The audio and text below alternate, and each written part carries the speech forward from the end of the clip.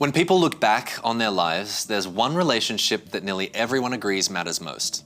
And yet, for some reason, it often ends up getting our leftovers, our scraps. Today, we're going to change that. If you have kids, by the time that they're grown and off doing their own thing, you'll have spent thousands upon thousands of hours together, talking, laughing, eating meals, stumbling through those early morning routines, and making memories that'll last a lifetime. And get this, studies show that kids who have consistently received focused, loving attention, they're just way more likely to grow into confident, resilient adults. They're more equipped to handle the challenges that life will throw at them decades later. Kids are a gift. They're a lot of work, yes, but let me tell you, they bring so much laughter, joy, and ridiculous moments that you'll retell for years. If you're a parent, you know what I mean. One silly phrase that they blurt out can just brighten your entire day. For me, having a kid rewired my brain. I still remember the moment my first son was born. That crazy mix of adrenaline and relief and gratitude and responsibility all at once. It fundamentally changed something in me. And it turns out there's science to this.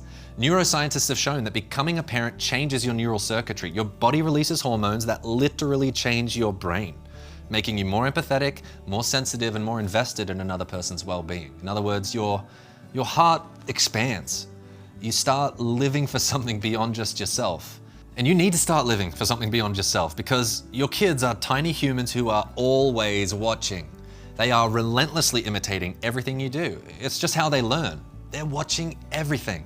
How you speak to the mailman, how you speak to your significant other, how you handle stress, whether or not you can admit mistakes, how you celebrate victories.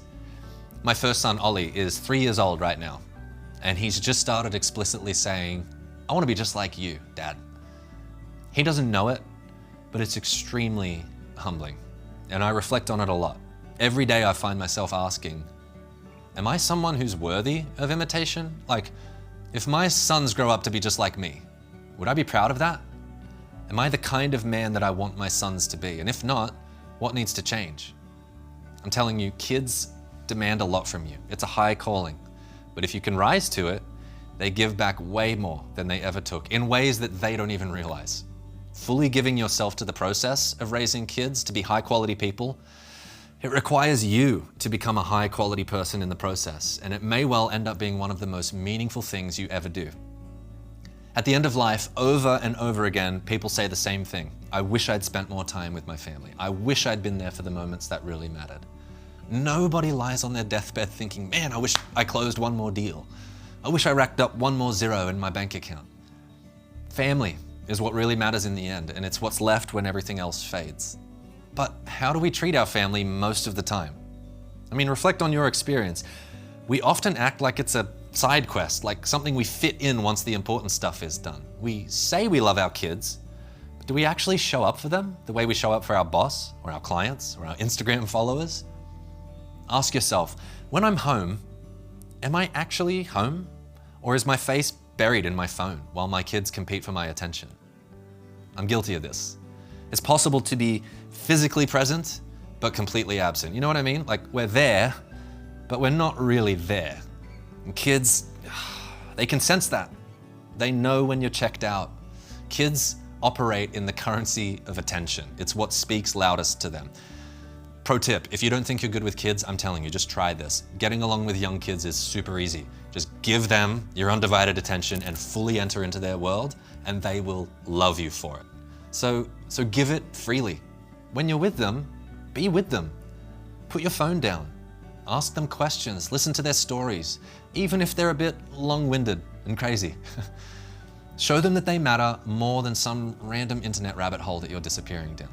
I get it, work is important, it is. That's why we have a financial sprint, F40. You want to provide, you want to create a secure home, but man, if you're neglecting what's happening under your own roof, if your work, or worse yet, your endless scrolling is stealing the time and energy that your family deserves, you're going to regret it later on.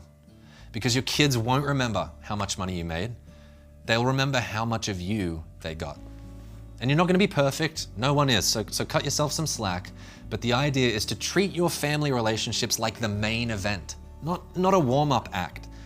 If you do this, if you can show up wholeheartedly at home, if you become the kind of person that your kids can look up to and learn from, you're not just improving their lives, you're actually building a legacy. And that's worth way more than any promotion, any stock option, or any fancy gadget that you can buy.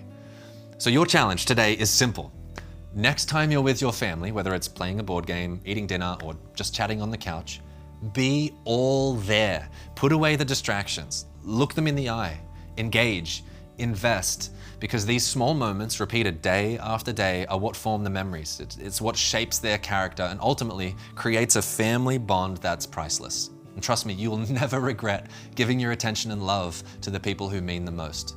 So let's make sure that when we look back at the end of our lives, we don't just say we loved our family, we actually lived it out, minute by minute, hour by hour, day after day.